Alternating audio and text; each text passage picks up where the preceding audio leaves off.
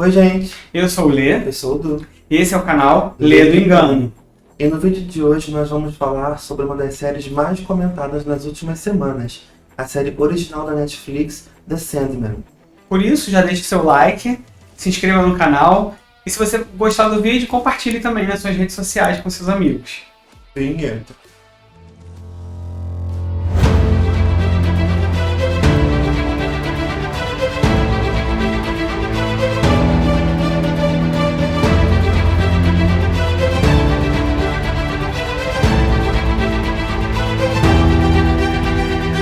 Com 10 episódios, mais um extra, The Sandman estreou no início de agosto de 2022 na Netflix.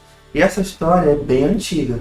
É uma adaptação de HQs do Neil Gaiman. E ele começou a escrever isso há mais de 30 anos. A primeira foi escrita em 1989. E de lá para cá já fez muito sucesso e foi muito influente para quem curte quadrinhos. E várias vezes ela tentou ser adaptada tanto para cinema quanto para séries de TV, mas o próprio Neil Gaiman tinha uma certa relutância em ceder os direitos para que fosse realizado esse filme ou a série, porque ele achava que essas adaptações não estariam muito à altura do que ele tinha planejado. Então, só agora, depois de mais de 30 anos, Neil Gaiman finalmente cedeu os direitos para a dona Netflix, que certamente desembolsou uma grana bem alta para conseguir fazer essa adaptação em 10 episódios. Mas, depois de quase 20 dias da estreia, ela soltou um episódio extra.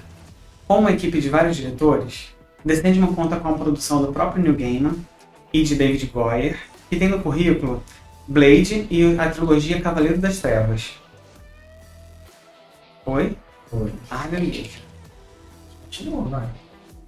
O elenco se destaca também com algumas ressalvas como O protagonista, Tom Sturridge, Charles Dance, Jenna Coleman, Boyd Holbrook, Herbie Howell-Baptiste e Mason Alexander Park, que particularmente eu acho que ficaria muito melhor no papel de Lucifer. Eu também tive essa impressão. Eu acho que até no trailer, eu pensei que ele faria o papel de Lucifer de cara.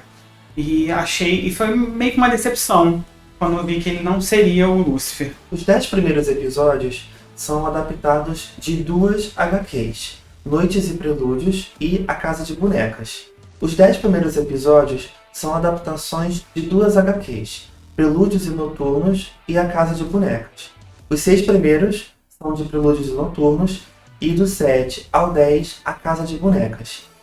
E quase 20 dias depois, eles lançaram um episódio extra, que também é dividido em duas partes, porque também são adaptados de outras duas HQs.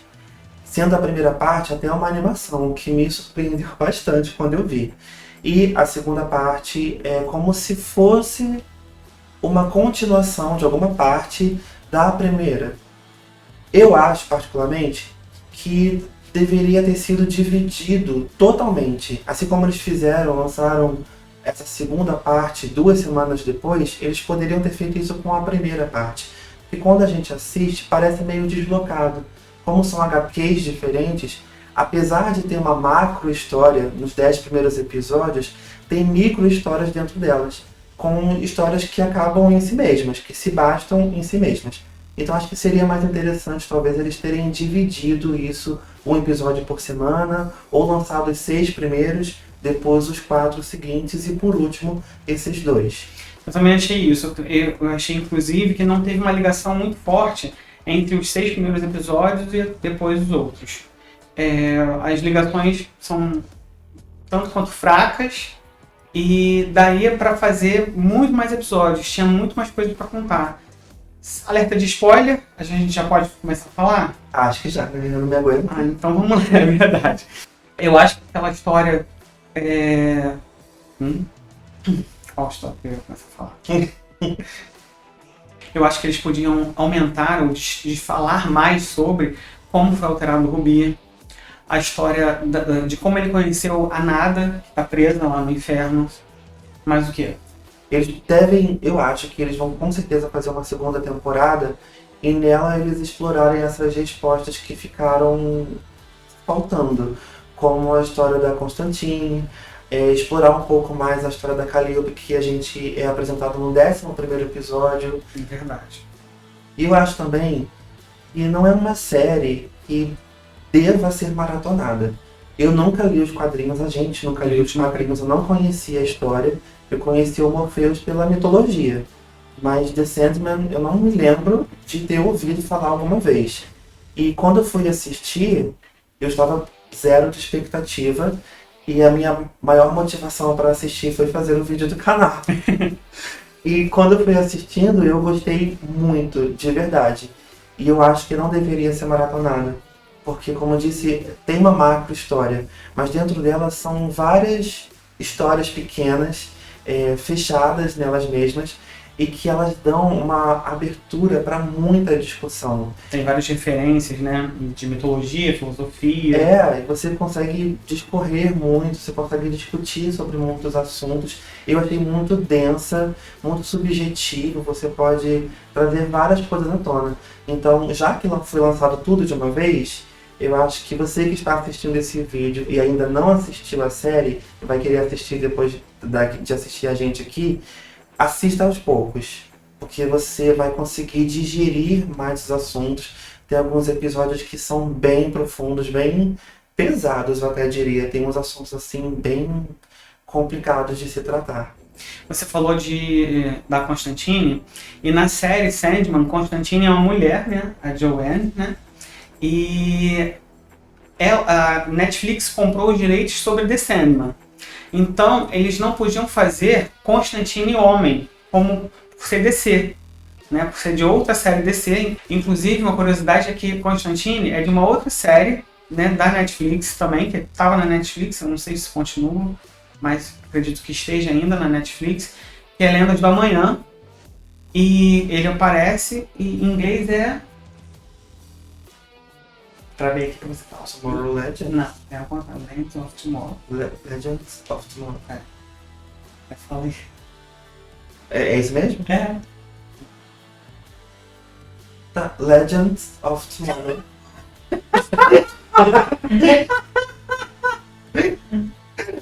Legends of Tomorrow. E Constantine tá lá. Mas vamos à história. Os 6 primeiros capítulos falam de como o Sandman foi aprisionado pelo ocultista interpretado por Charles Dance. Tem problema ter botado essa? Mas vamos às histórias.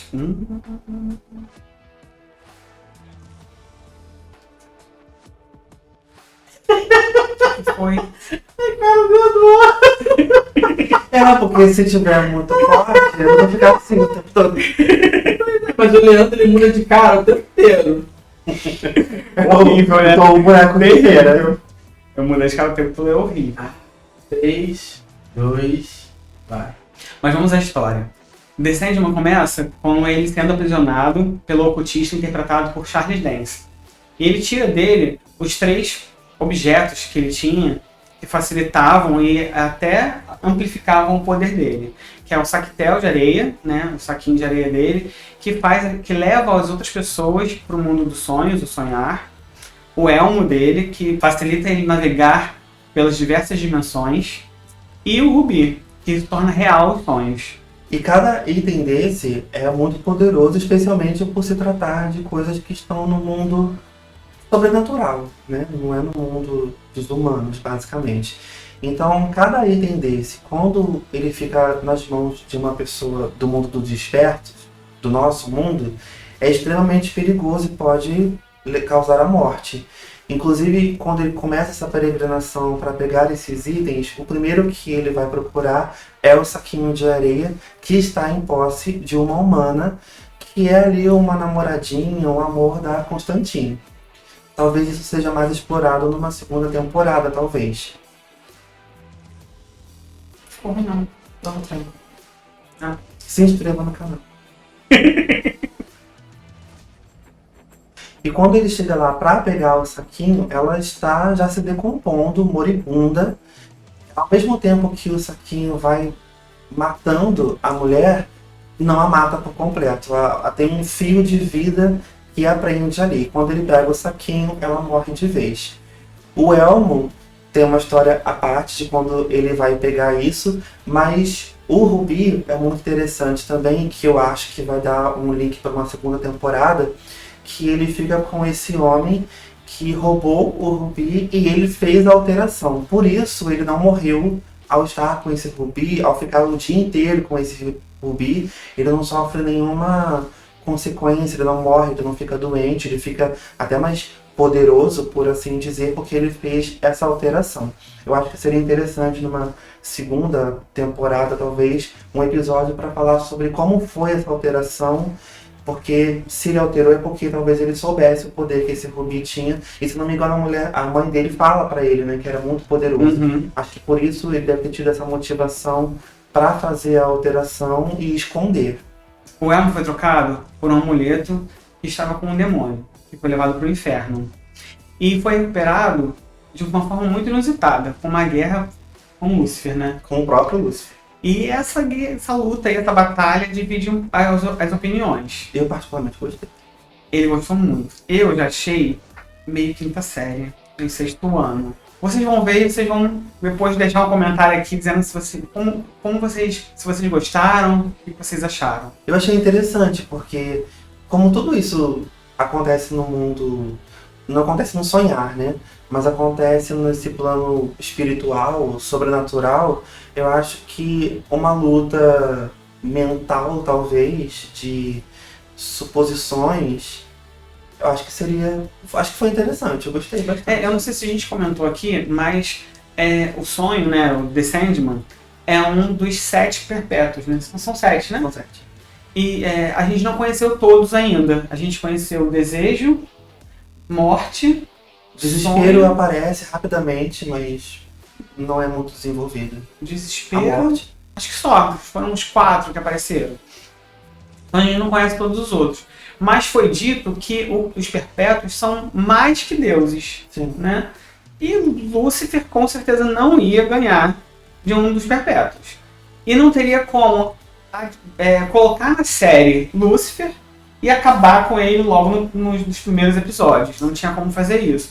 Então essa luta deveria ser de forma com que o Sandman ganhasse, mas também que não acabasse de vez com Lúcifer, né? Então foi uma forma que eles encontraram, foi uma forma como eles encontraram de possibilitar que os dois permaneçam, né, vivos e existindo e sendo aproveitados aí mais para frente. E esse embate acaba com um prólogo, de novo, mais um link para uma segunda temporada, para que eles façam esse embate que o próprio Lúcifer prometeu que vai haver e vai se vingar.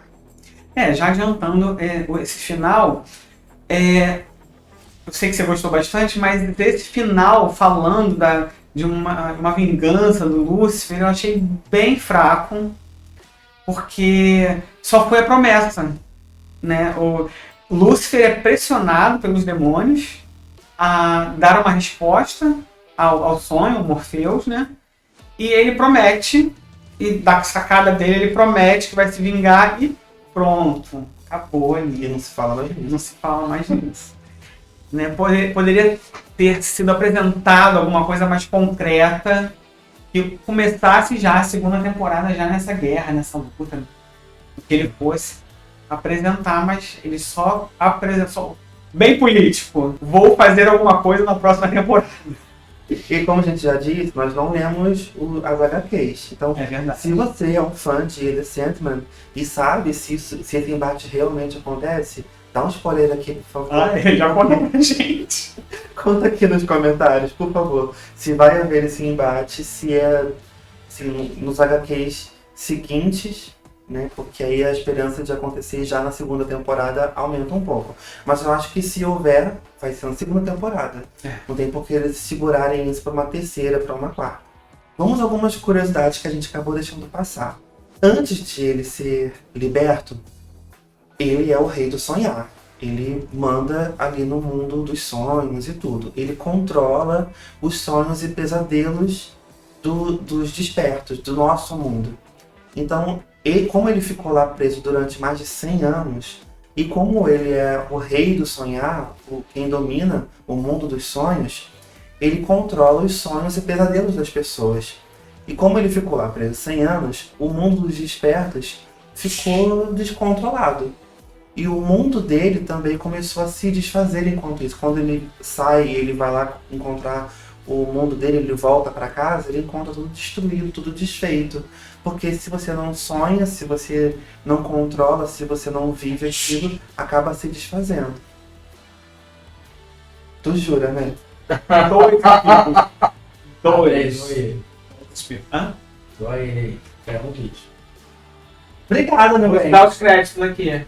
2 espirros. Obrigado, amigo. Logo, só porque eu engatei no negócio. E aí, enquanto ele estava lá preso, aconteceram algumas coisas nas HQs e nas séries e as pessoas ou deixaram de sonhar ou entraram em coma, não acordaram mais. E um fato muito interessante é que isso não foi uma invenção do Neil Gaiman, muito pelo contrário. Ele trouxe isso da realidade. Na época, durante a Primeira Guerra Mundial, aproximadamente em 1917, 1919, isso aconteceu de fato.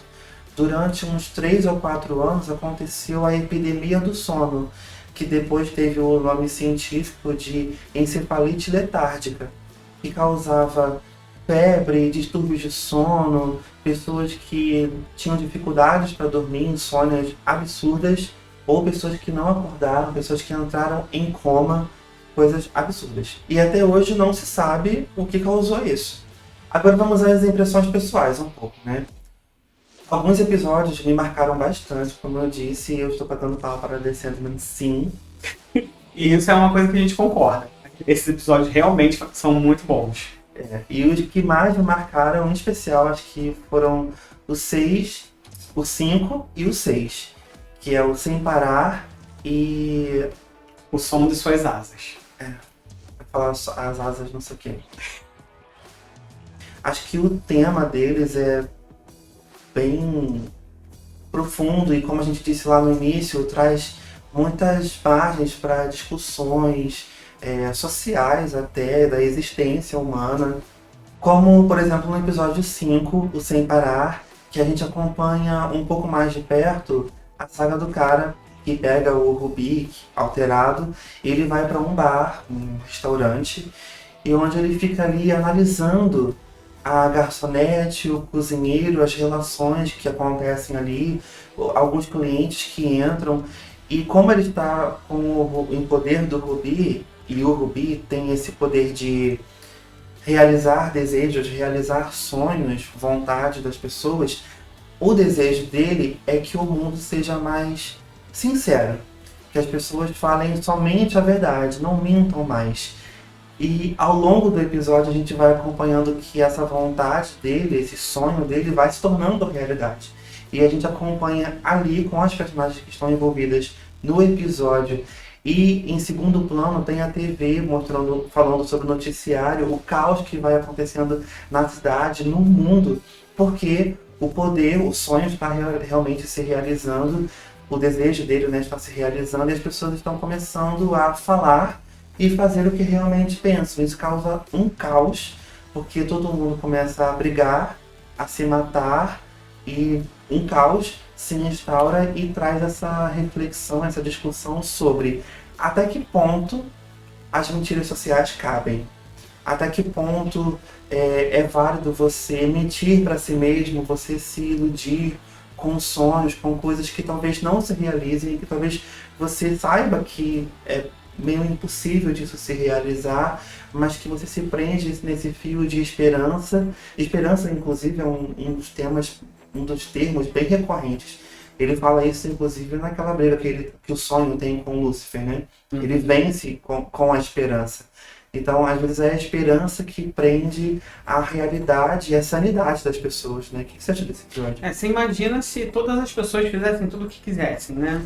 Se todo mundo fizesse o que desse na telha, digamos assim. E realmente o caos é instaurado dentro daquele bar, daquela lanchonete, com briga de casal e até a esperança de um relacionamento que a garçonete estava querendo montar ali se desfaz. E aquele plot twist, né? Pois é. Do cozinheiro. Não é? Mas e no final acaba tudo mal mesmo, né? Com mortes e não é nenhum slash, não é uma coisa sangrenta, não é uma coisa absurda, mas você vê que o caos foi instaurado justamente porque as pessoas quiseram fazer o que deu na telha, o que deu vontade. Eu acho que visualmente esse é um episódio mais pesado, né? É verdade, mais pesado. De longe, assim. Pesado no sentido de ser quase um slasher, né? Tem realmente muito sangue que mostra algumas coisas. A gente estava discutindo sobre isso antes de gravar. E logo no primeiro episódio já aparece classificação 18 anos. Eu me assustei, falei, nossa, vai ter muito sexo, vai ter muita coisa, vai ser super pesado. E eu fiquei, passou o primeiro episódio, passou o segundo, passou o terceiro e esse peso não vinha. Realmente não tinha visual. motivo pra ser 18 anos. Eu acho que o peso é mais pelo assunto, talvez. Mas eu não sei se o assunto, se os temas, por serem tão subjetivos, classifiquem isso. Eu não entendo muito de classificação etária para essas coisas. Talvez seja porque é difícil compreender toda a profundidade que é passado na série.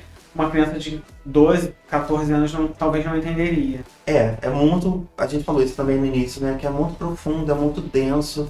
E aí o 6º episódio fala demais sobre isso. Que a gente acompanha um pouco mais de perto uma das irmãs do sonho, que é a morte. Que inclusive é o ser, é o Deus, né?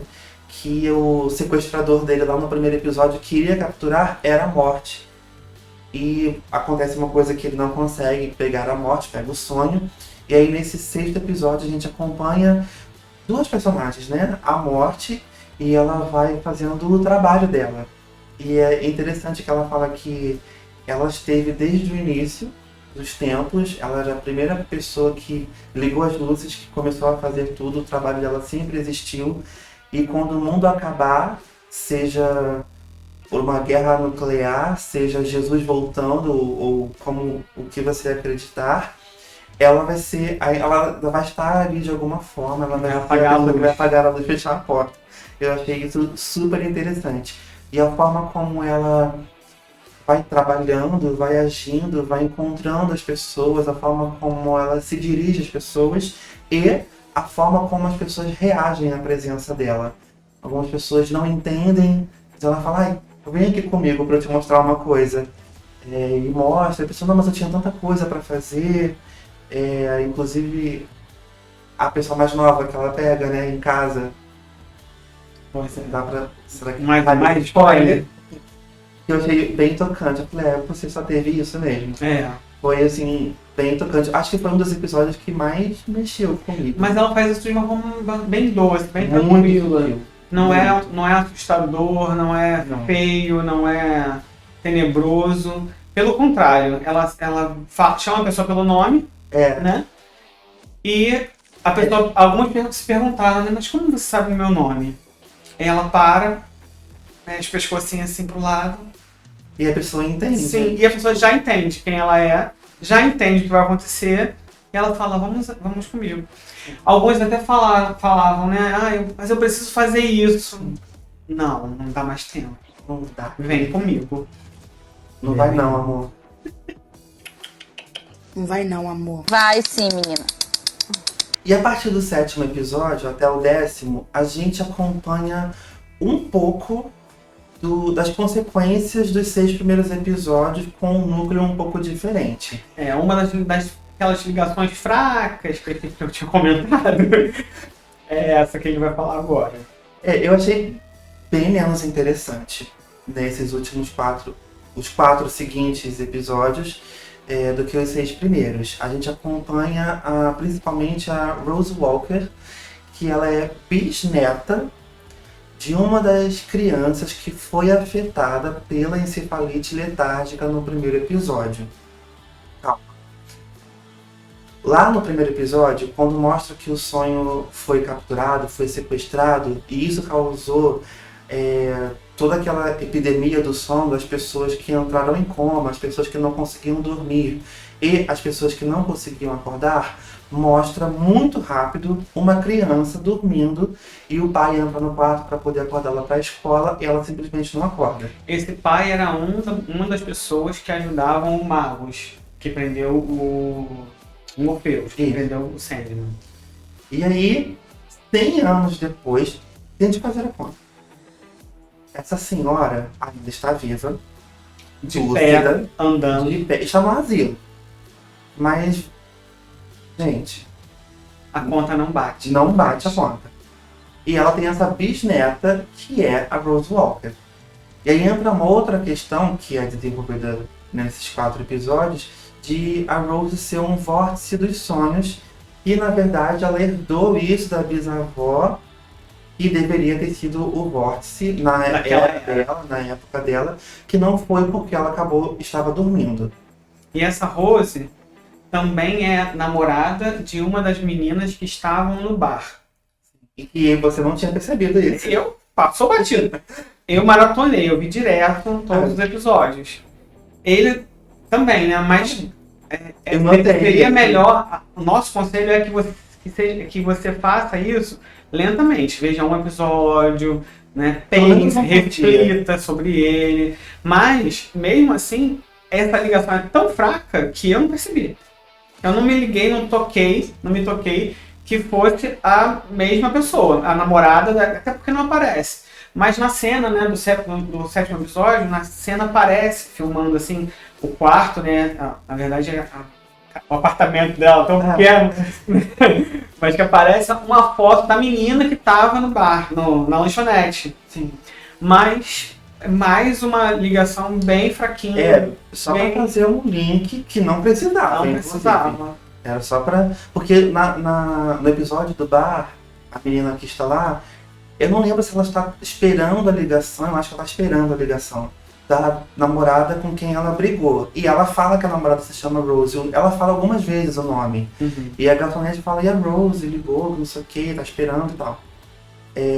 E é só essa ligação, não mostra foto, ela não mostra nada, fala só o nome. E no episódio, 2 episódios depois, porque são 5, e 2 episódios depois, aparece a Rose como... Quando apareceu ela sendo chamada Rose, eu falei, é ela, só pode ser. Não é possível que a mesma série, na mesma temporada, tem 2 personagens com o mesmo nome. Eu falei, é a Rose da outra menina lá. E depois, quando faz esse plano de sequência, né? A câmera passando pelo quarto, mostra uma fotinha lá da ex-namorada dela. Agora, uma coisa interessante. Você fez as contas, né? 100 anos, essa bisavó nem tinha que estar ali. Se estivesse, ela estaria bem um pouco mais deteriorada. Não há melanina que segure, gente. Desculpa. Mas uma coisa interessante. Se ela começou a dormir enquanto era criança, como ela é bisavó da Rose Walker? De alguém. De alguém. Como ela, né, gerou. É exatamente isso que você está pensando. Ela foi estuprada. E a forma como ela foi estuprada, e como, e por quem ela foi estuprada, isso vai ser revelado depois. Mas eu achei, apesar de triste e um tema tenso, isso não é mostrado nem quando é contado, revelado que de fato ela foi estuprada, não é mostrada a cena do estupro. Esses assuntos pesados e densos, apesar de serem tratados, eu achei que todos eles têm muita sutileza e muito cuidado ao falar sobre. Você sabe o que foi o que aconteceu, isso é falado de alguma forma implícita, mas não é mostrado. Eu achei isso bem bacana da série, de não fazer essa espetacularização de abuso. Eu acho que isso também vai dividir opiniões. Porque algumas pessoas vão querer sim que haja uma militância, que haja um levantamento de assunto com bandeira e vamos lutar contra, e outras que vão... Não, realmente foi melhor retratado assim. Se a gente for ver por esse ângulo, os maiores fãs das HQs estão criticando que ela realmente está bem leve. Que ela tá bem tranquila, que ela tá bem leve, que as HQs eram mais pesadas visualmente, que eram mais, os assuntos eram mais tratados a fundo, que eram mais complexos. Um amigo meu que gostou, que leu as HQs, ele comentou comigo que as HQs são poesias ilustradas. Gostei do termo que ele usou, ficou bonito. Eu achei isso também. Mas a série ele deixou bem leve. Então, assim, eu acho que vai dividir opiniões a questão do abuso, que também é tratado em outro episódio, né, no 11º episódio, mas que, assim, eu não entendi de cara que como estupro, porque foi bem leve, realmente, depois é que eu fui entender, mas acho que poderia ser mais explorado, realmente, não com cenas fortes, mas com o personagem falando que aquilo é um absurdo, ou que aquilo foi ruim. Mais, E o que acontece é o contrário, né? Que quando a bisavó dela fala sobre o assunto, ela sente saudade dos olhos dourados. dos olhos dourados. Quer dizer, esse estupro foi um tanto quanto estranho. Eu acho que eles subiram um pouco o close errado, talvez, né? A síndrome de Estocolmo aí. Eu não sei, não sei se isso configura passapano, mas talvez esse síndrome de Estocolmo dela seja pelo fato de ela não ter sido estuprada por uma pessoa humana, talvez. Não sei, estou conjecturando, supondo. Estou supondo. Ui, até cuspi. Eu estou supondo, né, conjecturando que eles tenham colocado esse texto de ela ter saudades, que foi muito bom, os olhos dourados, pelo fato de ter sido uma coisa transcendental, talvez, né? Tipo, não foi uma pessoa humana. Então, talvez tenha sido incrível mesmo. Nossa, ficou péssimo. Eu acho que você pode botar em preto e branco essa parte, isso ficou péssimo. Eu gostei. Mas é isso, eu acho que foi por isso. Eu não sei, né? Porque como é tudo muito lúdico, acho que beira o lúdico em alguns momentos. Verdade. Né? Aquele episódio da Gárgula, que tem aqueles irmãos. Pra que a gente Fala desse irmão. Tem no episódio da Gárgula, logo antes dos primeiros, né? No terceiro, logo assim que ele é liberto, que ele volta lá pro sonhar, tá todo destruído, tem um lugar que ainda tá bem intacto, que ele vai procurar uma pessoa pra... Não, deixa eu reformular. Ele volta pro mundo do sonhar e ele conversa com a Luciene, que é uma personagem incrível, inclusive, eu acho que deveria ser mais explorado em próximas temporadas, que ela tem a função de bibliotecária, basicamente. E ela fala para ele que, como ele está muito fraco e ainda não tinha recuperado aqueles itens do início, a areia, o elmo e o rubi, ele estava muito fraco, então ele precisaria absorver alguma energia, algum poder de alguma coisa que ele criou. E como todo sonhar ainda estava destruído, ele precisava de alguma coisa que ele tinha criado e que não tinha sido destruída ainda. Então ele vai até um jardim, achei bem, né, interessante de ser um jardim, e onde ele encontra dois atores iranianos de descendência árabe, Oriente Médio, que são simplesmente Caim e Abel. E eles estão ali no sonhar, só que o sonho, o Morpheus, ele é responsável pelos sonhos e pelos pesadelos. Então aquele momento onde eles estão vivendo ali repetidamente faz parte do pesadelo de Abel, eu acho, né? Acho que dos dois. Dos dois. Porque... Vai, spoiler. Alerta de spoiler. Qual é o pesadelo deles? O que aconteceu na Bíblia? Caso você não conheça a história, na Bíblia, Caim matou Abel. Porque Abel era uma pessoa incrível e supimpa, e Caim tinha inveja de Abel. E ele vai lá e mata Abel. Então, o pesadelo deles é, todo dia Abel vai morrer. E tem um momento em que ele acorda, em que ele ressuscita, em que ele volta para mais um dia, e aparece assim, bem de lado, várias covas. E a gente entende naquele momento em que todas as covas eram de Abel. Todo dia ele acorda para ser morto, e ele sabe que vai ser morto, e ainda assim o coração dele não muda, né? Eu achei isso bem bacana. Ele até entende, né? Inclusive Ele Abel entende. até entende, essa é a natureza de É a Caim. natureza dele. E é isso que a gente tem que fazer, e é isso aí, vambora. Ele fala, não, mas geralmente ele não mata antes do almoço. Então é sutil, mas tem essa reflexão, né? Tipo, faz essa discussão. Será que a natureza não muda? Será que nada pode mudar a natureza humana da pessoa e a pessoa ficar presa naquele ciclo ali pra sempre? Isso também mostra um pouquinho o inferno, né? Mas por que eu vou abrir esse parênteses? Por causa agora? da gárgula. E você tava esperando você falar da gárgula, inclusive. E quando ele está lá interagindo com Caim e Abel, na verdade ele não vai para interagir com eles, ele vai para pegar um presente que ele tinha dado para os dois, que era uma gárgula, e ele literalmente absorve toda essa gárgula, mas depois ele deixa um presentinho lá e uma nova gárgula, que é Um ovo de gárgula. um ovo, né? E depois nasce um filhotinho, que é para quem Abel conta. Ele meio que ele desabafa e fala que essa natureza de Caim e que ele geralmente não mata antes do almoço é para gárgula, para quem ele conta isso. E a gárgula é até inteligente, né? Ela é bem simpática, interage com ele bastante.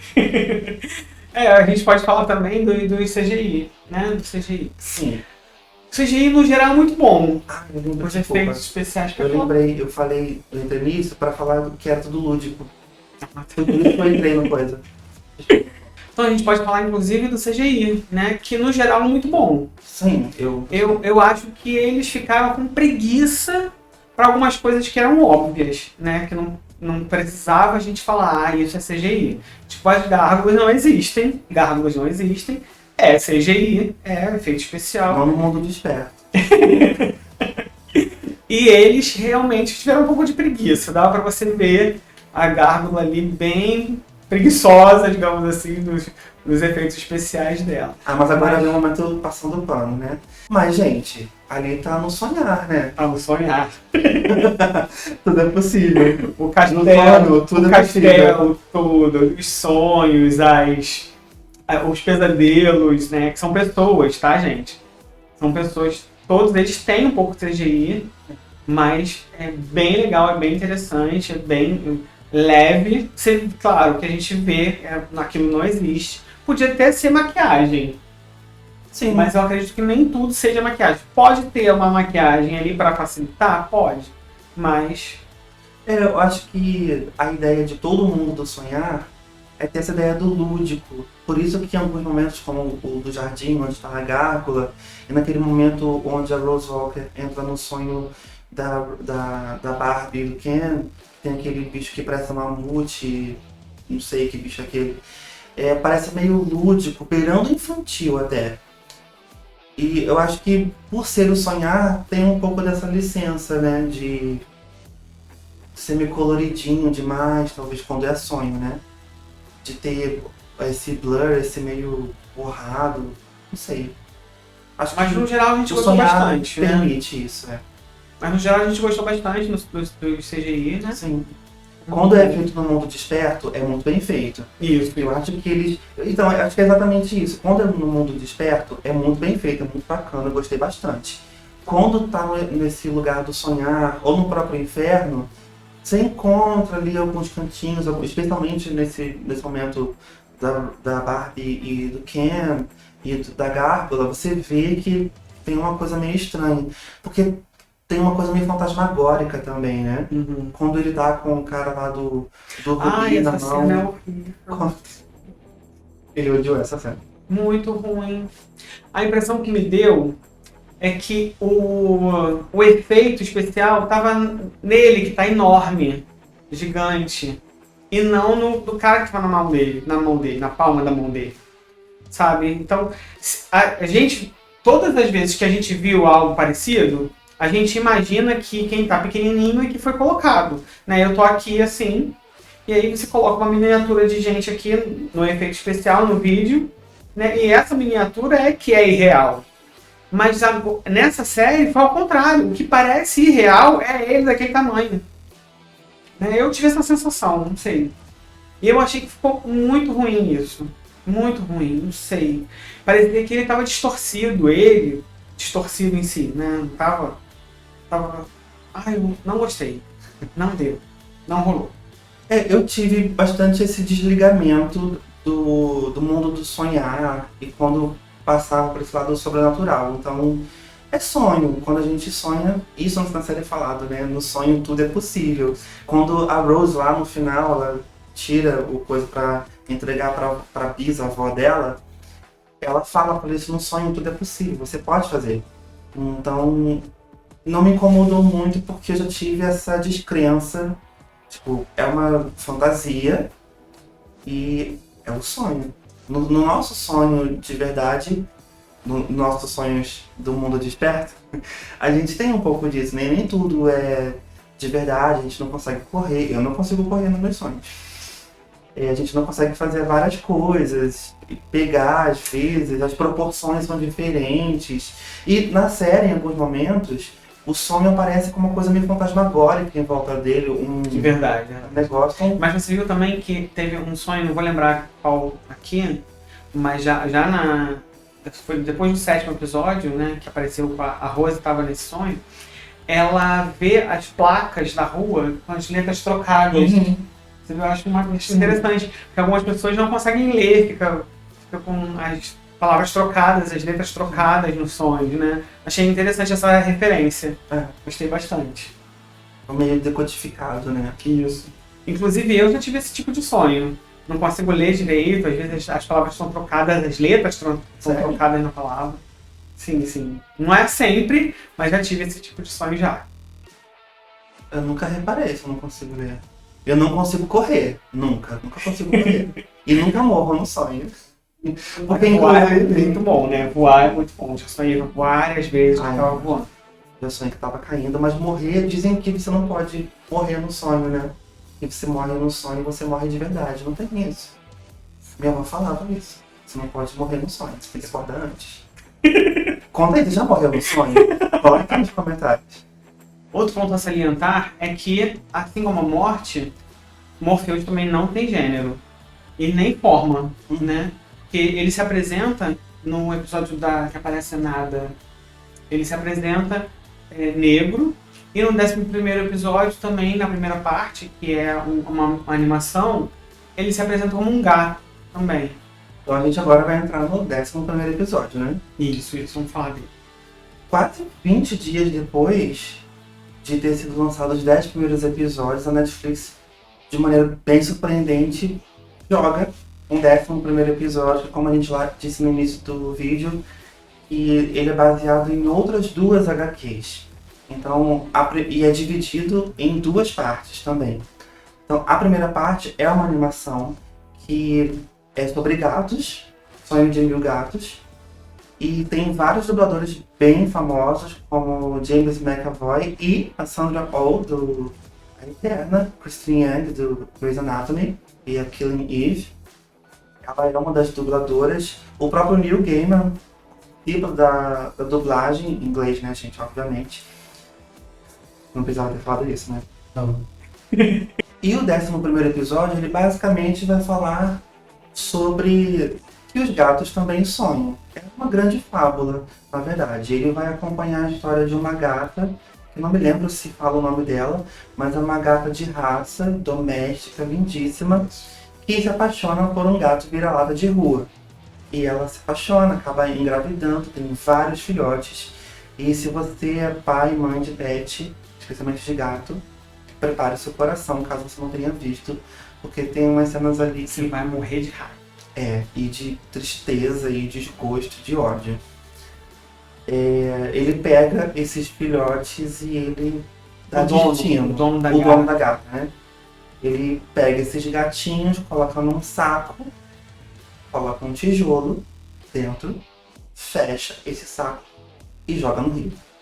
E é isso. Isso causa uma revolta na gata, né? E ela sai em busca... Na verdade, ela sonha, né? Ela sonha. Ela sonha e no sonho ela conversa com Morpheus e... Em forma de gato. De forma de gato também. E ele diz que já existiu há muito tempo atrás que os humanos eram feitos para cuidar dos gatos. Que os gatos eram imensos e os humanos eram pequenos, do tamanho de gatos hoje. E que eles, os humanos, cuidavam dos gatos e os gatos se alimentavam dos humanos. Brincavam. Isso, brincavam com os humanos e tal.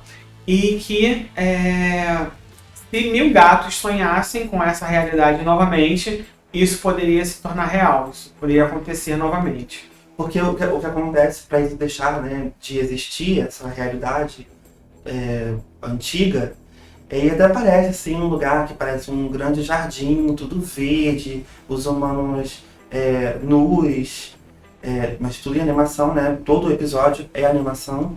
E um dia um homem se levanta entre todos os homens, ele vai lá dar a palestrinha falando que eles precisavam se juntar e revolucionar o mundo, que eles não podiam viver subjugados pelos gatos, porque eram seres inferiores, eram animais irracionais, etc. E eles eram pensantes, eles falavam, eles tinham esse poder, eles podiam dominar o mundo. Então, naquele dia, 1000 homens sonharam. E o sonho deles se tornaram realidade. E aparece nessa transformação dos gatos diminuindo, e aí tem uma transição, né? Dentro da animação, da selva, digamos, da floresta para a cidade, e os gatos diminuindo e os homens aumentando, aparecendo com roupas e tal. E os gatos fugindo dos humanos, fugindo dos carros, com medo, ali acuados e tal. E aí é quando essa gata, que é dublada pela Sandra Oh, o Morfeu fala pra ela, né? Que ela deveria, que se 1000 gatos sonharem, talvez eles pudessem fazer isso. Então ela começa toda uma peregrinação buscando outros gatos de cidade em cidade, de país em país, nos últimos anos. Ela foge da casa, né, dos donos, começa essa peregrinação. Na legenda aparece que ela pregou para diversos gatos. Sim, muito interessante isso. Uma religião. Pra coach. E ela vai fazendo toda essa peregrinação, tentando catequizar esses gatos, fazendo com que eles lembrem quem você é, né? Lembre de quem você é. Bem leão, inclusive. Para que eles pudessem sonhar e voltar a dominar o mundo, porque eles não precisavam passar por aquilo de novo. E aí alguns gatos, a maioria, né, não dá a menor atenção, todo mundo vai embora no cemitério, que ela faz essa palestra, e todo mundo ouve, mas no fim as pessoas debocham e tal. Ela fala bem, um gato fala isso, né? Até que ela fala bem. E aí tem um gatinho que fica com esperança, e no final dessa parte do episódio, né, ele sonha. E aí os donos dele, humanos, falam, ele tá sonhando, o que será que ele tá sonhando? E aí, como a gente já viu todo o contexto, a gente sabe que ele tá sonhando, né? Ele fala, 1000 gatos. Ela fala, na verdade, antes dela ir embora, ela fala isso, né? O negócio é eu fazer com que 1000 gatos sonhem a mesma coisa ao mesmo tempo. E aí a gente pode trazer várias discussões, né? Sobre a união por uma causa, sobre a militância, sobre alguma causa, porque muitas vezes a gente tem sonhos, tem projetos, tem ambições, mas em algum determinado momento a minha ambição vai ser maior do que a ambição do grupo. E o meu sonho vai falar mais alto do que o sonho do grupo todo. É difícil a gente sonhar por uma causa maior, né? Eu deixar de pensar em mim em primeiro lugar para pensar num conjunto todo, para fazer com que as coisas realizem. Gritei todo. Mas o episódio não é só isso, né? Agora volta. Essa é a primeira parte. Essa só é a primeira parte do episódio 11. Ainda tem mais. Não, tô continuando. Essa parte das miniaturas é... Vamos lá. Chega a falar de novo jeito. Eu tô te empurrando. Mas essa só é a primeira parte do episódio 11. Ainda tem a segunda parte, que entra outras coisas, outras questões. A segunda parte do episódio mostra uma outra personagem que, de novo, ela com certeza, espero, né, que vai ser abordada e explorada um pouco mais na segunda temporada, porque já entra um pouco mais também na parte mitológica da coisa. A gente é apresentado a Calliope, que é a ex-mulher do Morpheus. A gente tá rindo por uma piada interna. Porque eu estava falando antes de nós começarmos a gravar, chamando a Calliope de Calliope, porque eu assisti legendado e ele assistiu dublado. Então eu estava falando Calliope e Constantine. Constantine. Ele estava falando Constantine e Calliope. Fecha parênteses. Nós estamos apresentados a Calliope, que é a ex-mulher do Morfeu, e que na mitologia, né, grega, eles tiveram lá um relacionamento, tiveram um filho chamado Orfeu, que é morto, decapitado, e na série fala sobre isso. Já parte do princípio onde eles já tiveram esse relacionamento, já estão separados, e o filho já foi morto. Então talvez, eu espero que, eu gostaria particularmente, que isso fosse abordado um pouco mais pra frente. E o que acontece? Assim como o Morpheus, lá no primeiro episódio, ele estava sequestrado, capturado, lá encarcerado, 40 anos depois, a Calliope também foi, aproximadamente, né? Ela também foi sequestrada e também estava enclausurada, e ela pede por ajuda, ela pede por auxílio, e aquelas 3 deusas, das quais eu não me lembro o nome, elas aparecem para ela e dizem que infelizmente o Morpheus não pode ir lá ajudá-la. Que seria uma pessoa mais poderosa que poderia fazer isso, ele não poderia ir porque ele também estava preso. Então ela fica lá 60 anos presa, fazendo o quê, na verdade?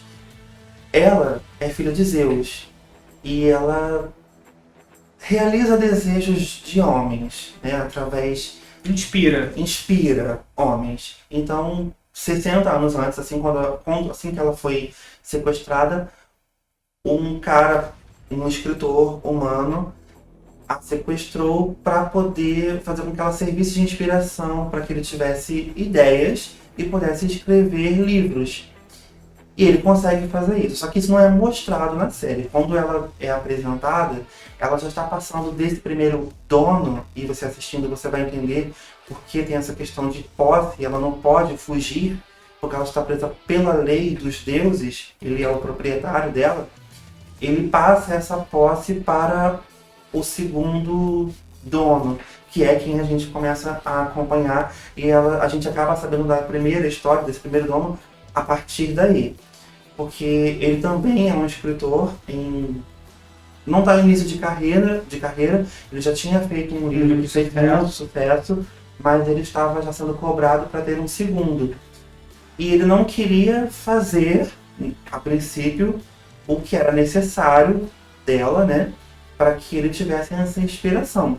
Ele reluta bastante, ele inclusive dá presente para ela, tenta conquistar ela.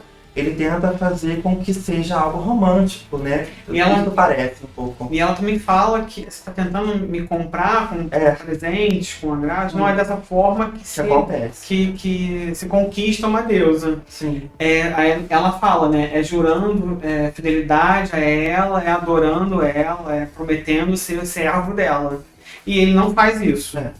Ele acha que ele vai conquistá-la ou vai fazer com que ela ceda a vontade dele pelos presentes, só que não é assim que funciona. E até que ele vai sendo pressionado, eles conversam, e é onde ela fala sobre o que aconteceu com esse dono anterior, que ela ficou lá esse tempo todo. E ele começa a ser cobrado pelo chefe dele, pelos editores, para com que ele mande o livro que ele tinha escrito, sei lá, uma linha. Tinha colocado só o título e o cursor estava lá piscando, e ele não conseguia ter nenhuma ideia. E depois de muita cobrança, ele vai lá e sobe. E aí, de novo, acho que a gente já falou isso já algumas vezes no início, tudo é muito subjetivo. As coisas, os textos são subjetivos, é tudo muito poético, e as coisas não são mostradas, com exceção do episódio 5, lá do bar, nada é mostrado de uma maneira muito explícita. E nesse não é diferente. A gente entende o que aconteceu depois que ele recebe essa ligação e é cobrado. Ele sai da mesa dele, ele sobe o quarto, bate na porta, entra e tranca. A gente sabe o que aconteceu depois. Depois dali, porque logo em seguida ele tem uma passagem de tempo, ele já está no segundo livro, depois desse período já passam uns anos. A gente sabe o que aconteceu, mas não é mostrado de novo, não tem, né, a espetacularização da violência. E aí, de novo, como o Leandro tinha falado, talvez isso seja um problema, talvez fosse necessário, de fato, que houvesse um posicionamento, que isso fosse declarado de uma maneira um pouco mais explícita mesmo. Porque ele não recebe nenhuma consequência por isso, fica quase que por isso mesmo. Depois que acontece isso, que ele publica esses livros, passa o período de tempo em que Morpheus é liberado, em que ele é liberto. E dá a entender que ele vai logo lá, né? Ele não demora muito a ir lá ajudá-la. Então, essa linha do tempo meio que se cruza com os primeiros episódios. Isso. Então, o que não tinha sido mostrado lá no início está sendo mostrado agora meio que quase que em paralelo. A linha do tempo se cruza. Então a gente dá a entender de que ele acabou de sair da prisão, do cárcere onde ele estava, e foi lá ajudá-la. E a punição que esse cara tem é nenhuma. Praticamente, a única coisa que acontece é ele escrever, ele tem um surto de ideias, muitas ideias vêm ao mesmo tempo e ele passa a escrever, e como ele não tinha caneta, não tinha nada, ele começa a escrever com os dedos dele na parede, e começa a sangrar. Os dedos, Só isso que acontece, ele fica louco, e aí quando o Morpheus vai lá e a liberta Calliope, ele esquece de tudo. Ele não lembra, o escritor não lembra do que ele escreveu, ele não lembra do que ele fez, ele não lembra de absolutamente nada. Ele lembra que ela estava lá, mas ele não sabe de mais nada, ele fica... a mente apaga totalmente. Eu achei pouco. Eu acho que uma punição para estupro deveria ser um pouco menos... uma coisa que a gente esqueceu de falar, esqueceu no churrasco. No episódio 6, no episódio da morte, tem uma outra personagem que aparece que eu achei bastante interessante, que será que vai aparecer de novo? Não sabemos. E ele encontra um cara séculos atrás que ele alcança, ele consegue, né, ele sonha com a imortalidade, e ele consegue isso.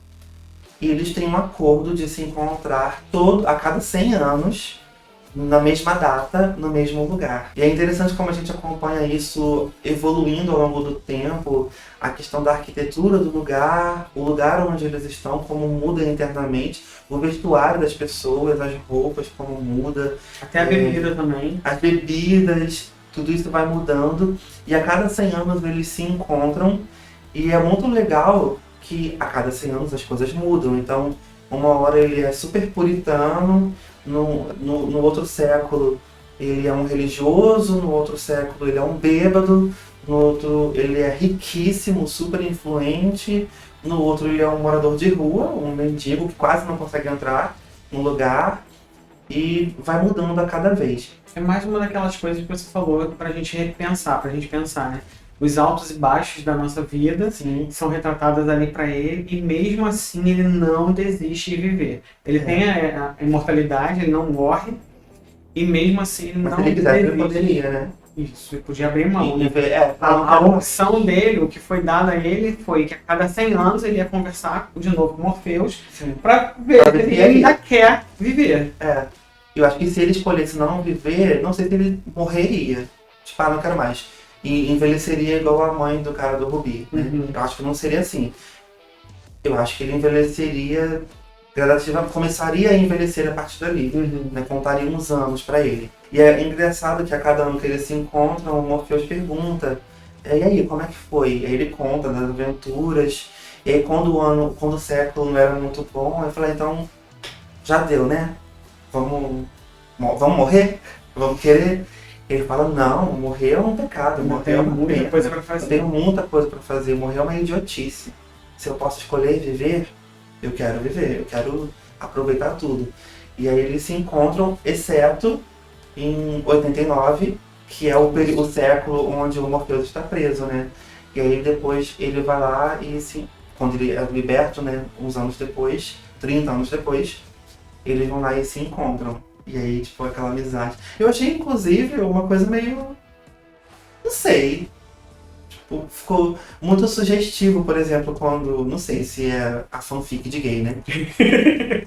Quando, no dia que ele vai lá encontrá-lo em 89, e o Morpheus não vai, obviamente, ele pergunta pro garçom... o garçom pergunta pra ele se ele tá esperando alguém, Eu falei, tô esperando um amigo. Só que a gente brigou.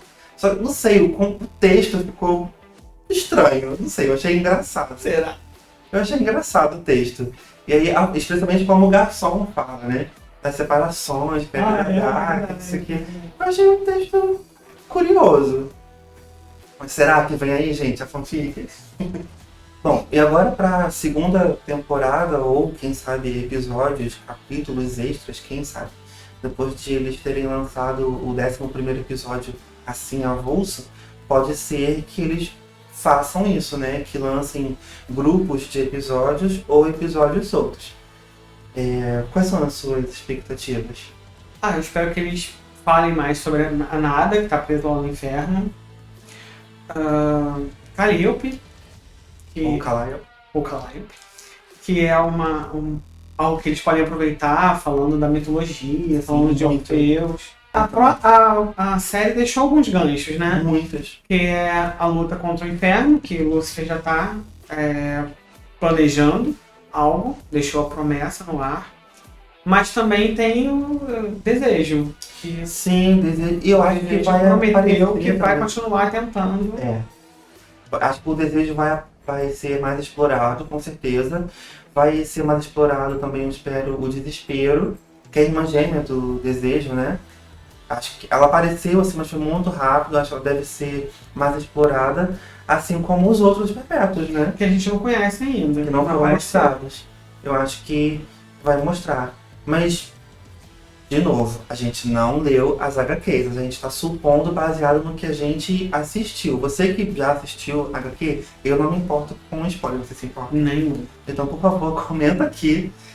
Porque eu estou realmente com muita vontade de ler as HQs, inclusive. Eu não tenho esse hábito. O único gibi que eu li na vida foi a Turma da Mônica. E um asiático chamado Love Hina, que eu não conheço ninguém que conheça.